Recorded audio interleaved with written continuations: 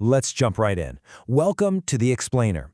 Today, we are investigating the true, honestly, kind of bizarre origin of the First World War.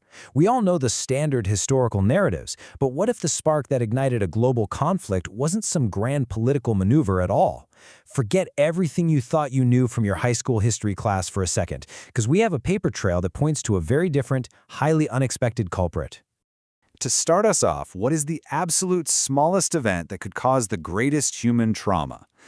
Picture the most insignificant action possible. Someone wearing a weird hat, eating a bat, just going about their totally mundane Tuesday, somehow pulling the trigger on a massive global catastrophe.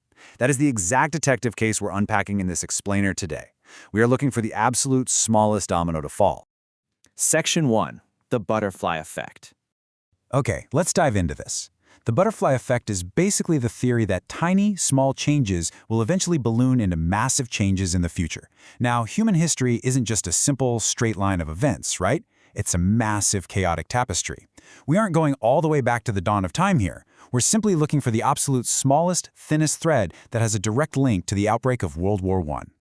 Historically, we always point to those stuffy textbook reasons for the war.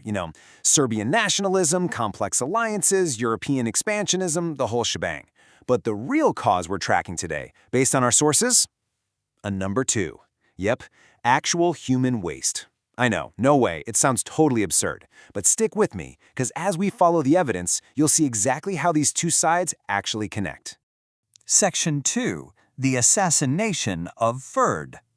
Like this quote beautifully states, history is a tapestry.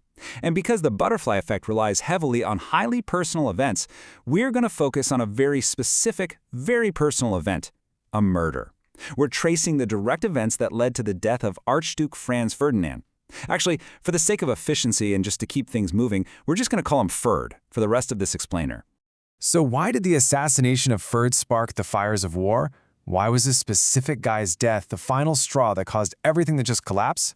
Well, at the time, relations between Serbia and Austria were, to put it mildly, incredibly rocky. They essentially hated each other, and the tension was literally a powder keg just waiting for a match. The political tension back then was off the charts. Ferdinand was killed by the Black Hand, which was a nationalist group from Serbia, and they murdered him specifically to deal a massive blow to Austria, loosen Austria's grip on Bosnia, and really, to inspire others to rebel. It was a targeted, calculated, and highly political strike against the Austrian Empire. But let's pull the thread back a bit further. So then, why Ferd? Was it because people were insanely jealous of his totally tubular mustache? Probably a little bit. But beneath the facial hair, there was a much more practical, honestly boring reason he had a massive target on his back. Section 3. The Unlikely Heir. So, the crucial point is this. If Ferd wasn't the active heir to the throne of Austria, he simply wouldn't have been killed. The Black Hand wanted the heir, period. If Ferd was just some regular nobleman, World War I might have been entirely prevented. But here is where the history gets incredibly fascinating and, frankly, a bit chaotic. Let's trace this timeline. Ferd wasn't even the original heir to the Austrian throne. The first heir was actually his cousin, but his cousin died. That shifted the line of succession, so the emperor's brother, who is Ferd's dad, became the second heir. Then, out of nowhere, Ferd's dad dies. And just like that, the crown completely skips down the family tree, making Ferd the heir.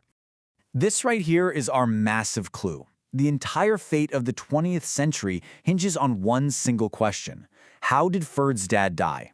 If he doesn't pass away prematurely, Ferd never becomes the heir, and Ferd never gets assassinated by Serbian nationalists. So what exactly happened to Ferd Sr.?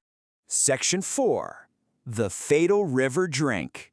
Let's look at the strange facts of the River Jordan incident. Ferd's dad went on a trip to the Holy Land, and while there, he made the fateful decision to drink directly from the River Jordan. Now, this river water was essentially what our source hilariously describes as goopy oop juice.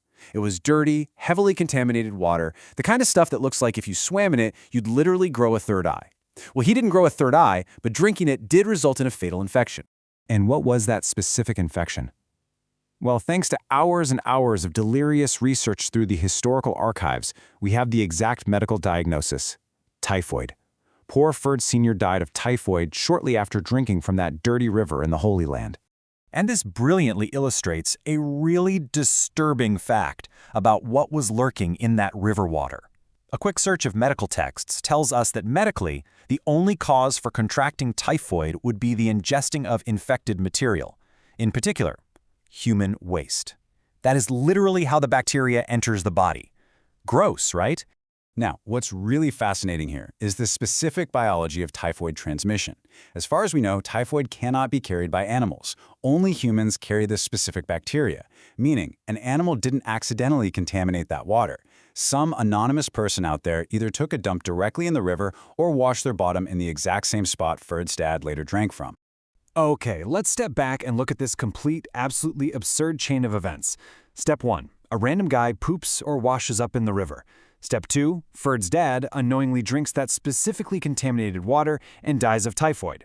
Step 3. Because of his dad's death, Ferd takes up the mantle, is suddenly forced to become the heir to the Austrian throne, which puts a massive political target on his back, leading to his assassination by the Black Hand. And Step 4. That assassination acts as the final straw, and World War I begins. 15 million. That is a staggering number to try and wrap your head around, right? That is the tragic death toll of the First World War.